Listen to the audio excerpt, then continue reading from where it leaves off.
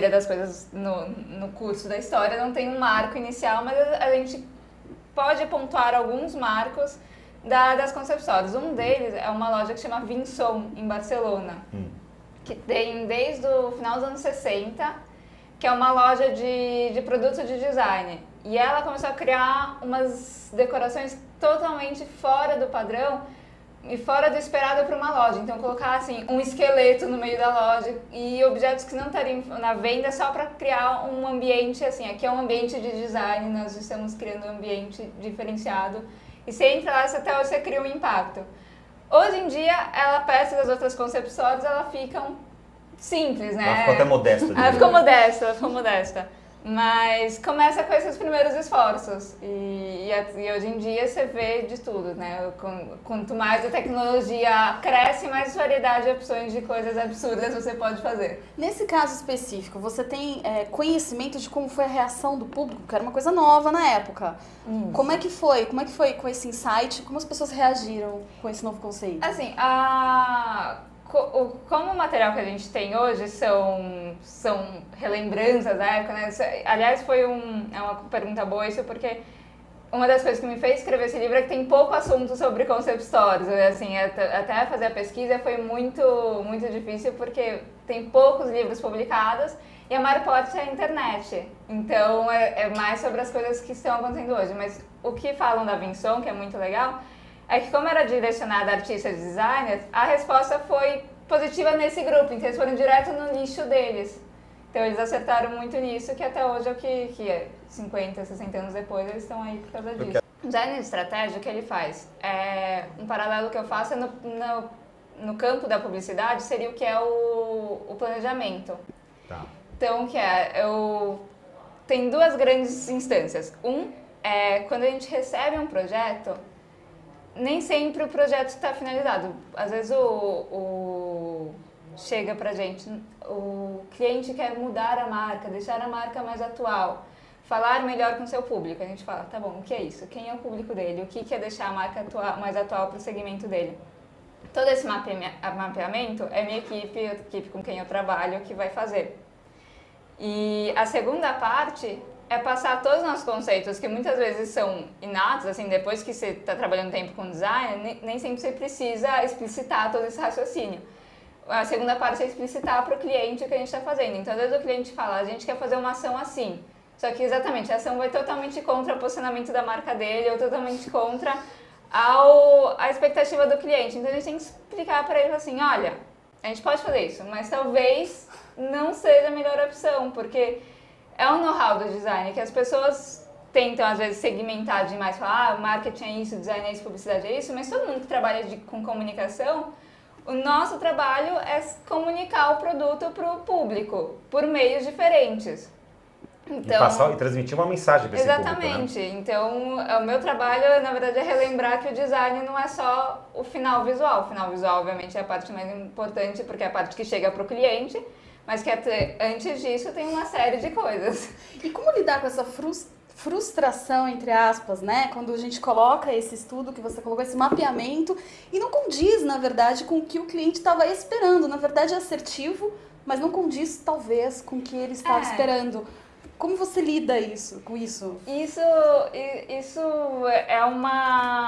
precisa, na verdade, ter um jogo de cintura de saber conversar com o cliente. O que a gente tenta criar apresentações claras e apresentações que tornem um pouco mais científicas do que a gente está falando, porque não é uma ciência, mas é uma lógica. Então, para mostrar que tudo que a gente está falando são passos pensados que a gente não inventou da nossa cabeça. Mas é lógico que a gente também não tem a resposta para tudo. Então, é necessário conversar com o cliente, é necessário ter papo, né? É como toda apresentação que você vai fazer, que nem você vê no Mad Men, né? É saber vender um pouco a sua proposta, porque você confia nela.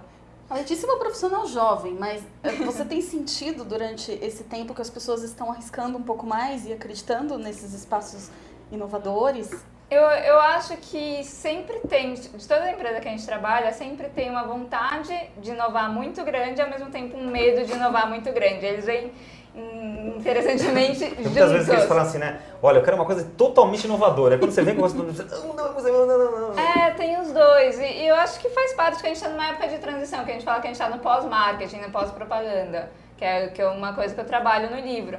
A gente passou de um momento que você vendia o produto falando esse é o melhor, esse tem o preço mais baixo e isso convence para compra, para passar para um grupo que fala eu compro Apple porque eu gosto de Apple, não importa que a Apple é 3 vezes mais cara que os outros, é a minha marca. Agora você citou agora há pouco a questão dos mercados, né? Bom, em alguns mercados a gente pode inovar um pouco mais e tal.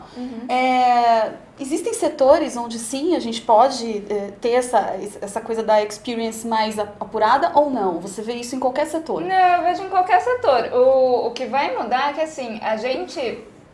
Pra lançar, fazer notas nos jornais, essas coisas, a gente às vezes acaba se interessando mais pelos setores de luxo e acaba achando que concept stores é estritamente pro luxo.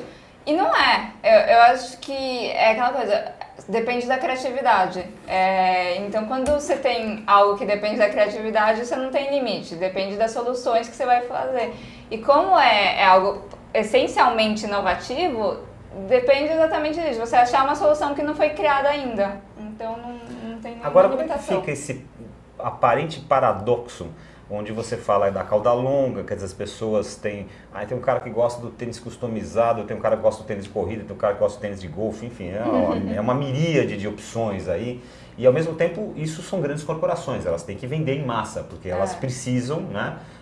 Tudo nelas funciona em escala global. Então, aparentemente, existe um paradoxo aí entre essas pequenas tribos, esses pequenos grupos de consumidores e essas corporações globais que precisam vender no mundo inteiro em grande escala. Como é que se resolve esse caldo? Não, acho que assim, porque são pequenas comunidades, assim, você e seus amigos, mas quando você soma, são muitas pessoas. E o que tem a diferença, que a gente sempre faz em produtos, em novas tendências, assim...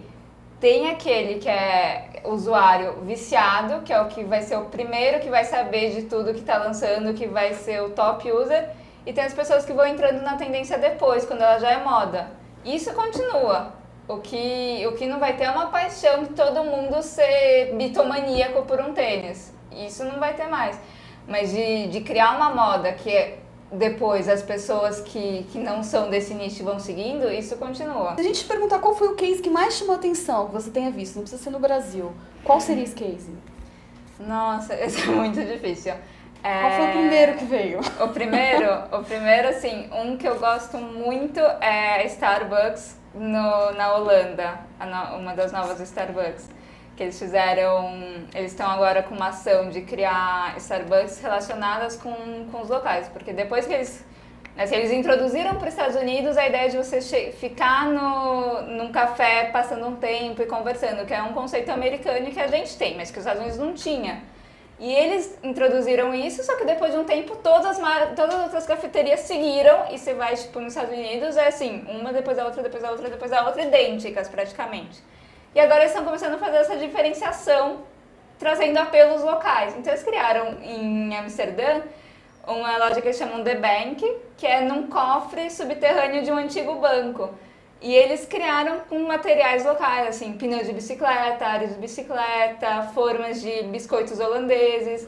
E é lindo, porque você entra, você reconhece automaticamente que é uma Starbucks, mas tem todos esses apelos diferenciados. E lá eles também fazem pães no local, não é só, tem um café gourmet, então é uma volta ao não processado, né, ao não industrializado. Ao não padronizado. Né? Você acredita que os consumidores tendem a rejeitar cada vez mais a padronização em escala global, como, por exemplo, um McDonald's, que, aliás, já vem fazendo adaptações de cardápio, colocando saladinha, colocando suco de maracujá, enfim, uma série de coisas que quando chegou aqui era só refrigerante, Big Mac e Exatamente. Você pedia pelo número, é aquilo que você pegava, né? É outra tendência que a gente fala que não diretamente, mas vem junto com o aumento das compras na internet, é a vontade de personalização e customização. Você quer ser autor do seu produto, que a gente fala que começa a cocriação entre as marcas. Pelo menos interferir naquela confecção daquele produto. Não, né? E mesmo hoje as marcas ficam cada vez mais querem saber o que o consumidor quer, não só por pesquisas diretas, né? Eles ficam mapeando os comportamentos para ver. E cada vez mais você pode personalizar seu produto, que cria essa ideia de cocriação entre o usuário e a marca.